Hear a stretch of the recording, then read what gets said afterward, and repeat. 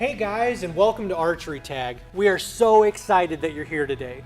Now before you get out on the field and start playing, I'd like to go over some rules and tips to keep you guys as safe as possible.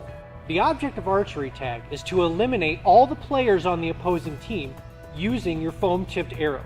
Or you can knock out all of the centers of their 5-spot target. When a player gets tagged by the Archery Tag arrow, they must leave the field immediately.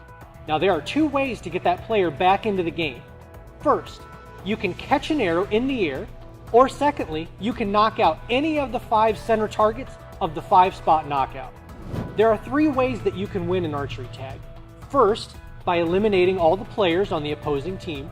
Secondly, by knocking out all the center targets. And thirdly, being the team with the least amount of targets missing at the end of the round. The field is broken up into 2 40-foot by 50-foot sections with a 20-foot safety zone in the middle. Each team member must stay on their respective side of the field.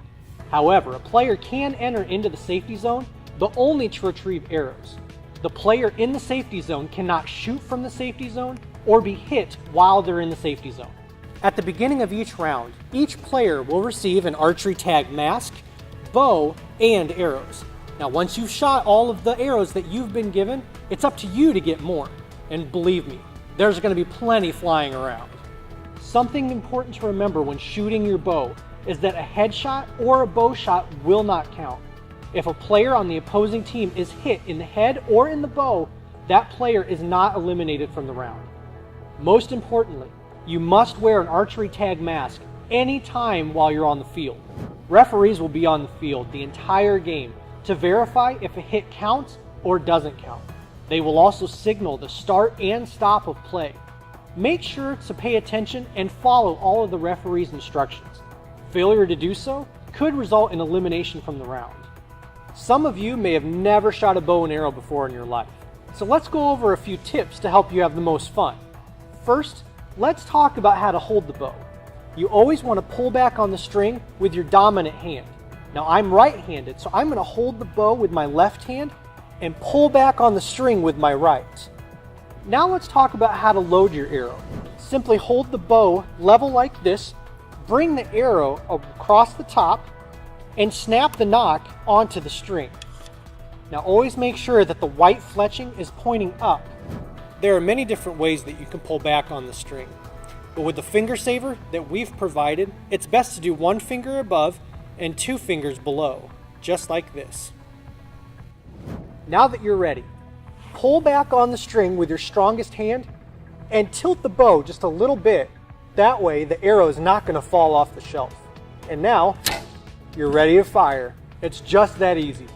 The best way to fire your bow is to pull back to the corner of your mouth. Now you're going to want to keep your elbow and your arm in line with your arrow, just like that. That way you're going to get the strongest pull possible. A lot of times we've seen people pull back on the string like this, pulling it back to their chest. Now when you do that, first of all, the arrow is not going to go as far as it would if you did it correctly. Secondly, when you pull back like this, you're putting your arm right in line where that string is going to hit. And when it hits, it will sting. So just make sure to pull back, and now you can fire and it'll go right where you want it to go.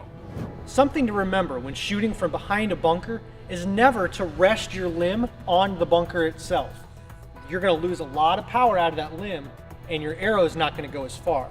So just take 1 step back and then you can fire without that limb smacking the bunker. Now another thing that we've seen people do is they try to hug the bunker and twist around like that. The problem with that is that when that string comes forward, it's going to be smacking your arm. So the best thing to do is just take 1 step out, and that way the arrow and the string are free of your arm. Finally, let's look at our Archery Tag arrow. Our arrow is designed with a nice big foam tip on the end. If you ever find an Archery Tag arrow without this foam tip, take it to the referee immediately. Never ever shoot an Archery Tag arrow without this foam tip. Now that we've gone over the tips and rules of Archery Tag, you guys are now ready to play. Go out there, have fun, and remember, it's tag or be tagged.